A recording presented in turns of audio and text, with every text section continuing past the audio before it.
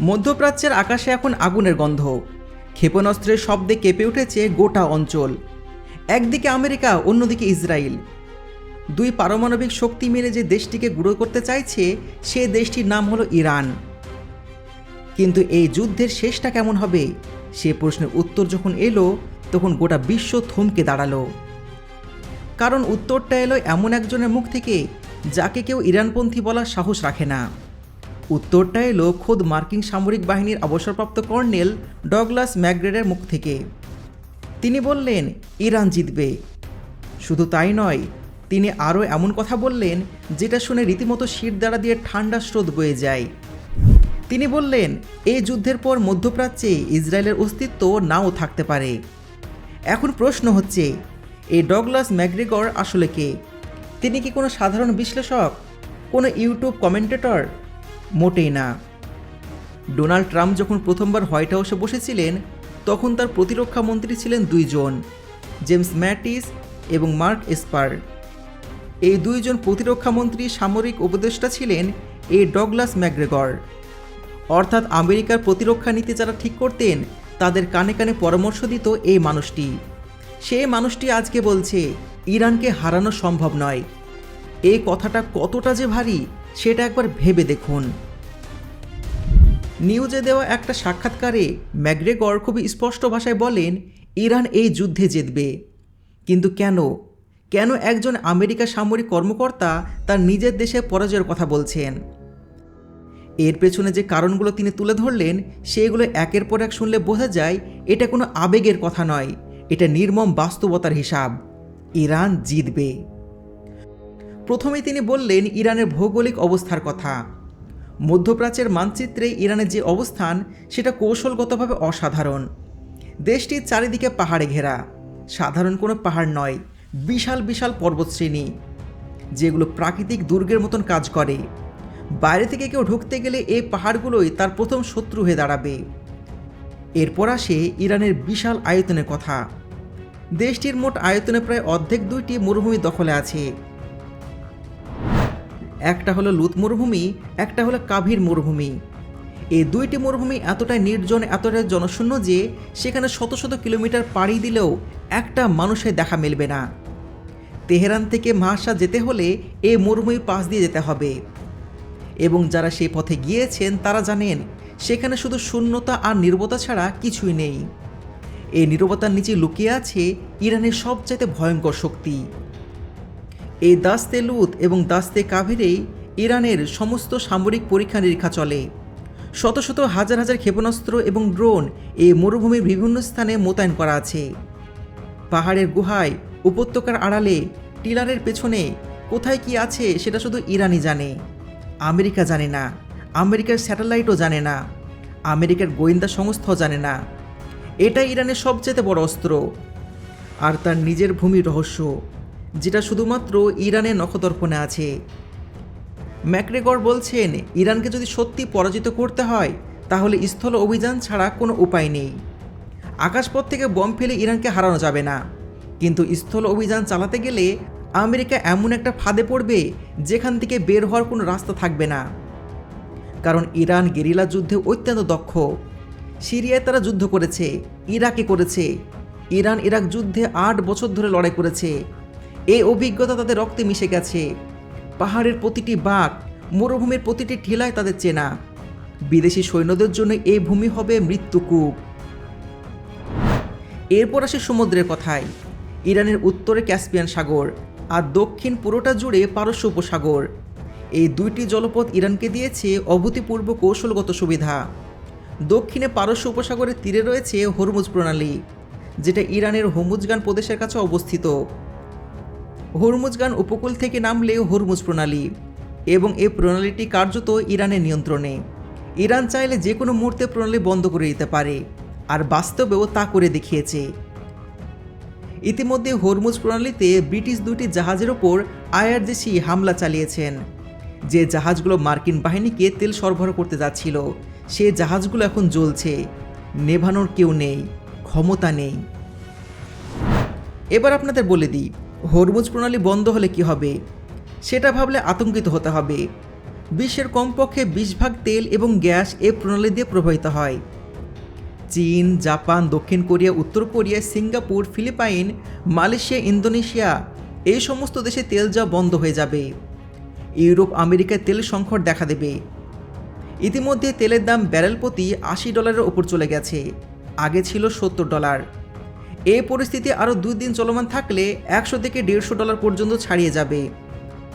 তখন সারা বিশ্বে জিনিসপত্রের দাম আকাশচুম্বী হবে, বিমা খরচ বাড়বে, মুদ্রাস্ফীতি ভয়াবহ আকার ধারণ করবে, বিভিন্ন দেশে অর্থনৈতিক বিশৃঙ্খলা তৈরি হবে এবং আমেরিকার ওপর চারিদিক থেকে চাপ সৃষ্টি হবে। আর একটা বিষয় আছে যেটা ম্যাকগ্রেগর গুরুত্বের সাথে তুলে ধরলেন, সেটা হচ্ছে সাপ্লাই চেনের বিষয়ে। ইরানের সাথে পাকিস্তান এবং আফগানিস্তানের সীমান্ত রয়েছে। ইরান চাইলে চীন থেকে পাকিস্তান ও আফগানিস্তানের ভিতর দিয়ে সামরিক রসদ নিতে পারবে এবং বাস্তবে চীন সে সরবরাহ দিচ্ছে।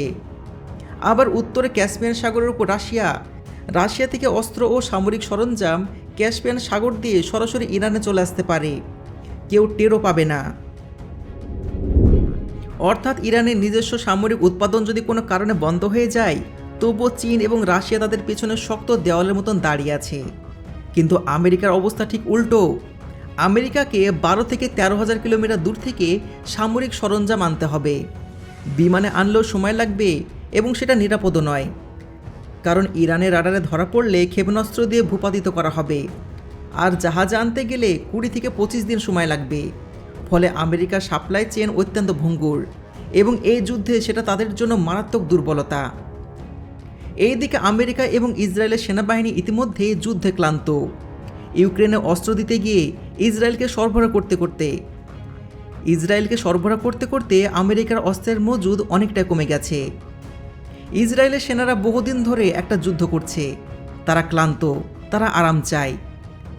আমেরিকার রণতরী জেরাল্ড আর ফোর্ডে যারা কর্মরত, তাদের 6 মাস পর 2 মাসের ছুটিতে দেশে যাওয়ার কথা ছিল, কিন্তু তারা ইতিমধ্যে 8 মাস ধরে টানা কাজ করছে।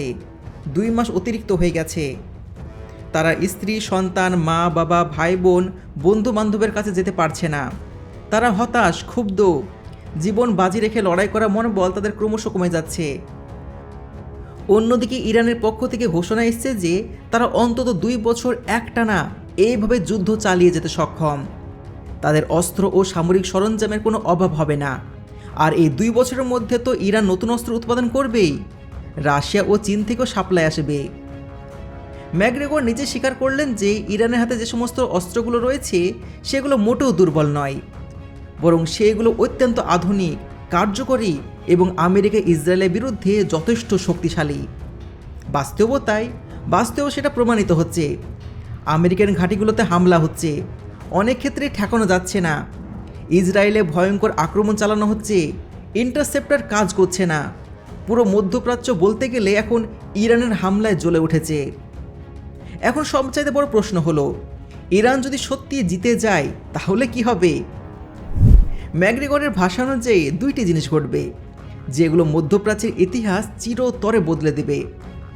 প্রথমত হলো, মধ্যপ্রাচ্য থেকে আমেরিকার সমস্ত সামরিক ঘাঁটি গুটিয়ে নিতে হবে, একটিও সৈন্য আর সেখানে থাকতে পারবে না। আর দ্বিতীয়ত এবং সবচেয়ে চমকানো ও ভয়ঙ্কর কথাটি তিনি বললেন, সেটি হলো মধ্যপ্রাচ্যে ইসরায়েলের অস্তিত্ব আর টিকে থাকবে না।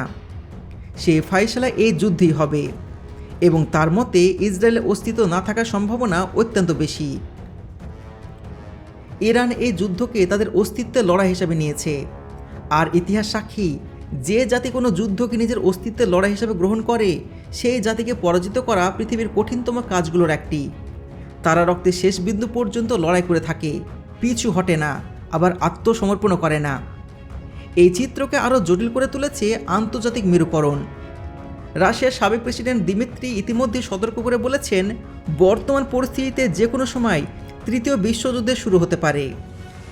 আর 3য় বিশ্বযুদ্ধ যদি শুরু হয়ে যায়, তাহলে রাশিয়া যে ইরানের পক্ষে যুক্ত হবে এই সম্ভাবনা প্রবল। সেই ক্ষেত্রে পরিস্থিতি সম্পূর্ণ অন্যরকম হবে। আমেরিকা এবং ইসরায়েল একদিকে, আর চীন, রাশিয়া এবং ইরান একদিকে।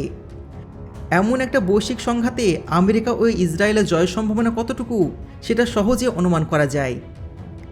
তাই ম্যাকগ্রেগরের বিশ্লেষণ অনুযায়ী আমেরিকা যদি সত্যি 3য় বিশ্বযুদ্ধ এড়াতে চায়, তাহলে সম্ভবত তাকে পরাজয় মেনে নিতে হবে। অবশ্যই মুদ্রার উল্টোপিঠও দেখা দরকার। ইরান যদি এই যুদ্ধে পরাজিত হয় তাহলে পরিস্থিতি হবে সম্পূর্ণ বিপরীত।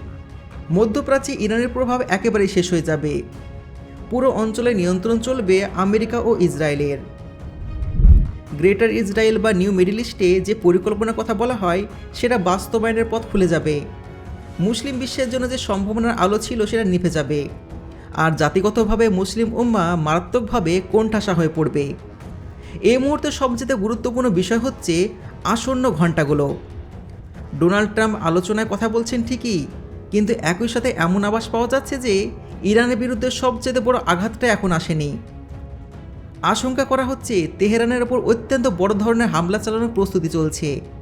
এই হামলা যদি ইরান ঠেকাতে পারে, প্রত্যাহত করতে পারে, তাহলে ইরানি বাহিনীর বিজয় অনেকটা সুনিশ্চিত হয়ে যাবে বলে বিশ্লেষকরা মনে করছেন। আর যদি না পারে তাহলে মধ্যপ্রাচ্যের ভবিষ্যৎ সম্পূর্ণ অন্যরকম হবে। যুদ্ধের এই অনিশ্চিত মুহূর্তে তেহরানে অনেকটা ফাঁকা হয়ে গেছে। মানুষজন বড় শহর ছেড়ে আশেপাশের ছোট শহরগুলোতে আশ্রয় নিচ্ছে। ইরানে যে বাংলাদেশ কমিউনিটি আছে তারা এখন সেখানে আছেন এবং সবাই মোটামুটি ভালোই আছেন বলে জানা গেছে। তবে তাদের নিরাপত্তা নিয়ে উদ্বেগ বাড়ছে। বাংলাদেশের সরকার তাদেরকে ফিরিয়ে আনার ব্যবস্থা করতে পারে, সেটাই হবে এই মুহূর্তে সবচাইতে বড় কাম্য। পৃথিবী এখন একটি সূচের আগায় দাঁড়িয়ে আছে। মধ্যপ্রাচ্যের এই যুদ্ধ শুধুমাত্র ইরান, আমেরিকা ও ইসরায়েলের যুদ্ধ নয়, এটা গোটা বিশ্ব ব্যবস্থার ভবিষ্যৎ নির্ধারণের যুদ্ধ। এই যুদ্ধের ফলাফল ঠিক করবে আগামী কয়েক দশকে পৃথিবী কোন দিকে যাবে। আর সেই ফলাফলের প্রথম ইঙ্গিত দিল আমেরিকারই একজন সামরিক কর্মকর্তা। ইরান জিতবে, ইসরায়েলের অস্তিত্ব আর থাকবে না। এখন এটাই দেখার বিষয় ইতিহাস তাকে সঠিক প্রমাণ করে কিনা।